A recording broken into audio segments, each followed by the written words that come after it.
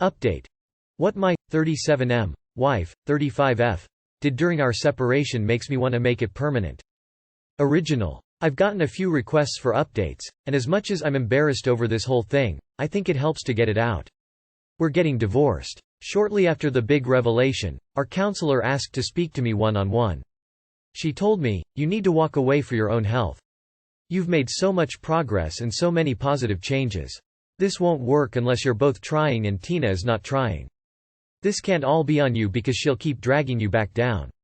She told me that she was crossing a line by telling me what to do, but she literally could not sleep after finishing up our session and seeing the look on my face. When I thought about it, she's right. I've been using this time to become a better, more rounded person while my wife has been using it as a free pass to act like a teenager and has kept up the deceitful gaslighting behaviors that plagued our marriage for far too long. When I told her it was over, she broke down sobbing. She begged me not to leave, told me that I could have a free pass to go do what I wanted to get even, and swore that if I'd been clear she never would have touched another man.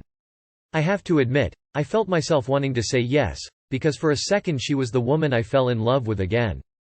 But it was just a second that I knew would end, and we'd be back to walking on eggshells and playing head games soon enough. I told her that we both deserved better than the people we had been to each other, and the fact that she thought I wanted revenge and still blamed me for her actions told me that she hadn't learned to be better. She told me she'd do anything to make it work and asked what I wanted to see from her. I told her that I'd seen everything I needed from her and if she could only be better when divorce became a reality then she hadn't made the progress I believed she had before that session. I served her with papers and am moving forward with the divorce. She's asked me to please resume counseling sessions, but I've refused. I know it's the right decision, but I feel very conflicted. There's something inside me that feels like I'm doing wrong, even though I know it's the only way I'll eventually be happy. TLDR, our counselor told me my wife is terrible and to walk away.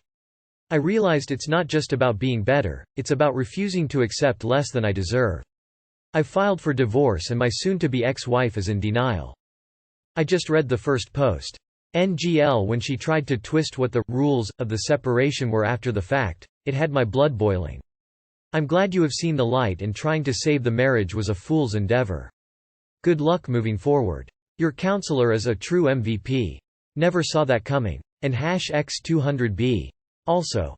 She begged me not to leave, told me that I could have a free pass to go do what I wanted to get even, and swore that if I'd been clear she never would have touched another man. Even at that point she couldn't admit she was wrong and tried to blame it on you again. Your counselor was right. Your ex is a terrible person. I love your counselor. What a genuine woman who cares deeply about her client's well-being. Congratulations on your freedom op. I'm glad you're finally out of there and on your way to a recovery of self-love. Take the time to mourn the loss of your relationship, but also celebrate your success. Never again will someone else be able to manipulate you the way she did. You've become a much stronger person just by saying, "Not this time." Yeah, ending a marriage would naturally feel wrong. You take vows to be there for each other through better and worse, etc. But this isn't better and worse. Sounds like your ex-wife is just terrible. Just read your too long did not read. Anytime you need to remind yourself on what you need to do and why. I appreciate I am a stranger on the interweb, but I think you are doing the right thing. Good luck and stay strong. I followed your story and I commented on your original post last time. Separation for married couple is not the same as breakups for unmarried couple. Technically you are still married, so you're not supposed to have sex with other people unless you are inclined on making the separation permanent. I.e. divorce. What your soon-to-be ex-wife did was despicable. She not only had sex with 1 but 7 people during that short span of time. It seems like instead of healing during that separation, she spent her life carefree as if she got rid of the only obstacle on her life, which is you. Way to go, man. That is great. Relationship is not only about caring for someone else, but also understanding what you want from life. Our time is precious and we do not have to spend it on toxic relationships. She already accepted that is why she did it. Did she apologize at some point? Did she accept that she manipulated you and played with her words? I hope you update. Update. My fiance stayed out all night and lied about it. How do I confront him? Original post. I ended the relationship and gave him the ring back. I asked him what really happened that night. The relationship is over anyway, so why not just be honest? I got more lies. He's still sticking to his story about driving drunk woman DW around to look for her car. But now he says he got pulled over by a cop and tested for drunk driving, which is why he was parked on 66th for so long. He swears he was not at a house. There were 2 cops. Their breathalyzer wasn't working, so they had to get another one, which is what took so long. He passed the test, so the cops let him go, then he took DW home. He says he was too embarrassed to tell me, and he thought I would judge him. He says he was going to tell me when I saw him the next day, but he was too on edge and ashamed. Again, I asked him what DW name is because if there were cops there, they definitely would have asked for her name. He still says he can't remember, and that she was being really obnoxious, which is also why it took so long. The cops tried to call her husband to come get her, then she called her friend. I also thought it was really odd the cops would still allow him to drive her home because according to him, she was extremely drunk. I would think the cops would have taken her home, or waited with her until someone picked her up. So being the detective that I am, I looked in his Google search history because he has a habit of looking up women on Facebook. I see several names he searched the day after the incident happened. One of them is a woman who lives in the same town. So I message her and ask if she met a guy at the bar who gave her a ride home. Sure enough, I found the right woman. So he did know her name. She tells me she was so drunk, she doesn't remember meeting him and isn't sure how she got home. I explain the situation. She says she doesn't think anything happened. But if she was so drunk she doesn't remember anything, how does she know that for sure? She checked her call history and says she did not call her friend to come get her like he says she did. And she wouldn't have because the friend has 2 young kids and it was a school night, and she is unfamiliar with the address on Google Maps. She confirmed where she lives, which confirms he took her home because that location is on his map history. She also confirmed her car was at one of the bars he says he took her to try to find her car. So obviously he didn't actually take her there. And also, why in the world would he drop her off at her car when she obviously can't drive if he's trying to do a nice thing and keep her safe as he claims? So now she's wondering where the heck they were and what exactly happened. I'm very concerned that he took advantage of her in some way, but we'll never know since she can't remember anything. I'm super creeped out. I'm trying to decide if I should tell him I talked to her, so maybe he will come clean. But I'm thinking I should just leave it alone because who knows what he's capable of, and he would probably just tell more lies. Damn, that man is full of shit. I would just leave it alone at this point. You'll only get more lies. You have amazing detective skills. This was a wild ride. I hope you stay away from him and men like him. You deserve way more. Holy shit, the sirens going off in my head with this story. Cannot for the life of me figure out what your fiancé was doing with a near comatose woman in his car that he doesn't know or why the cops would let that just go. I'm sorry, but this whole thing is just really weirding me out. Glad you are out of that relationship. If you find any evidence that he roofied this woman, then please go to the police. And wash your hands of it. This guy is bad news and you'd be right to block him completely. This is pretty worrisome. I would not let it go for the sake of the woman, and tell him I spoke with her and know what happened, and can't believe what I was told, that way you aren't being accusatory and leaving room for him to fill in the details. Hopefully that'd get him to admit to some things. It sounds like he tracks down women at bars and then rapes them. Block him. Encourage the other women to make a police report. I'm scared he raped the poor woman. Yeah, that woman should maybe have a rape kit done and you should just cut all contact with this guy. That's scary.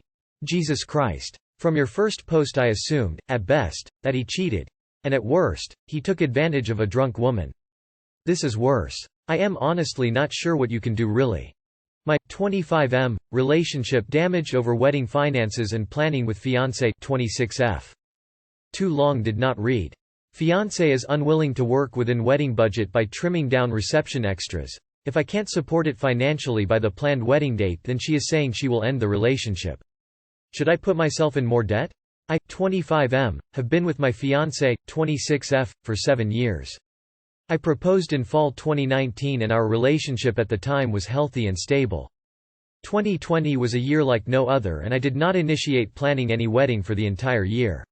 On January 1, 2021, I was presented with an ultimatum which was, we needed to be legally married by December 31, 2021, and if we weren't by that deadline then the relationship is over because I'm wasting her time. I would have preferred to set a goal time frame without that caveat but agreed to work towards something.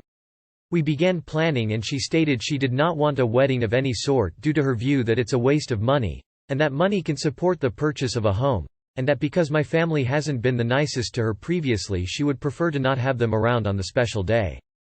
I knew this was going to be an issue with my family. I have a big family. And I rejected the offer and tried to negotiate something on a small scale. I was met with ultimatums. Either we do a courthouse with just us or I'm leaving the relationship. I folded and agreed to the courthouse. A few months go by with multiple proposals and it's July and she shares we can have a small gathering after the courthouse with up to 28 people, which would be split 14/14. I shared the news with family and they were discontent with the small amount and begged for something to accommodate more people. She disagreed and kept reminding me of the ultimatum. After seeing the toll it was taking on me from having my family threaten to not attend altogether, disown, not accept the marriage etc. She agreed to having a wedding reception with a note that I would need to pay for all of it and that she would not contribute to it financially since she never wanted it. I agreed and shared a 30 kelvins budget and for it to be in the first 3 months of 2022 because there was no way we could meet the deadline of 2021 with such short notice.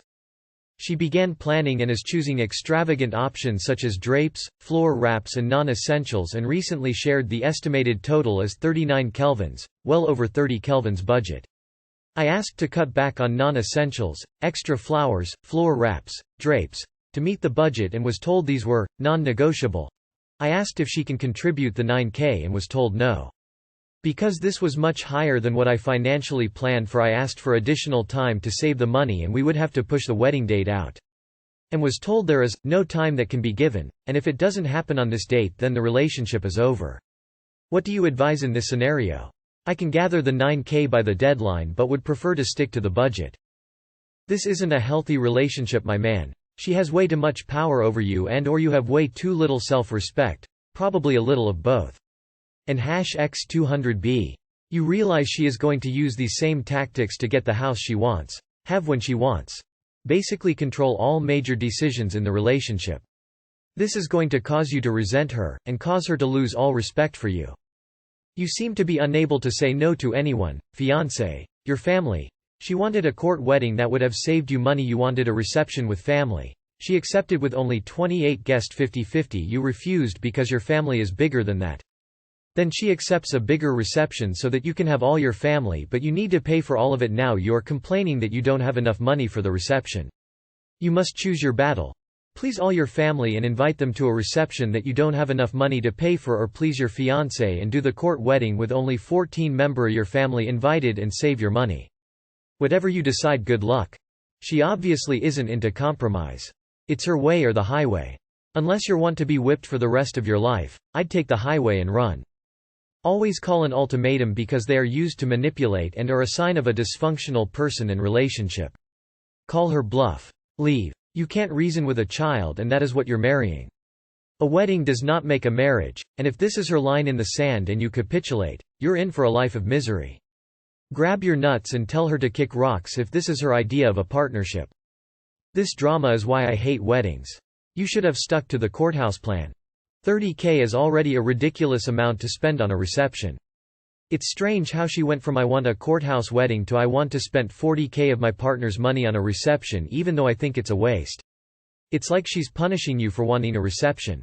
I do have to wonder why you aren't the one taking the lead in planning the reception when you are the one that wanted one for your family.